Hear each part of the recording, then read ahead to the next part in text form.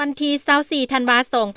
2025นี้กรมใหญ่การเมืองกองทัพประกาศแต่งตั้งหัวหน้ากรมก่อสร้างหักฐานและแต่งตั้งรักษาการประธานศาลทหารขั้นสูงโดยการเป็นประธานของสหายพลโทวงศ์สรอินปานพิมพ์รองรัฐมนตรีกระทรวงป้องกันประเทศหัวหน้ากรมใหญ่การเมืองกองทัพมีคณะภาคคณะบัญชา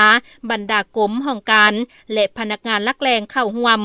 สหายพลจัตวาสอนไซจัญญราชหัวหน้ากรมพนักงานกรมใหญ่การเมืองกองทัพได้ผ่านข้อตกลงของกระทรวงป้องกันประเทศว่าด้วยการอนุมัติให้นายทหารพักการรับบำนาญและข้อตกลงว่าด้วยการแต่งตั้งหัวหน้ากรมก่อสร้างหักฐานและรักษาการประธานศาลทหารขั้นสูง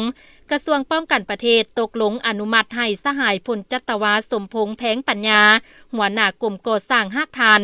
สหายพันเอกสิงห์ทองคำประเสริฐประธานศาลทหารขั้นสูงพักการรับบำนาญและแต่งตั้งสหายพันเอกคำหังไซมงคุณเป็นหัวหน้ากรมก่อสร้างหักฐานสหายพันเอกวันศรีเฟืองเป็นรักษาการประธานศาลทหารขั้นสูงกรมใหญ่การเมืองกองทัพ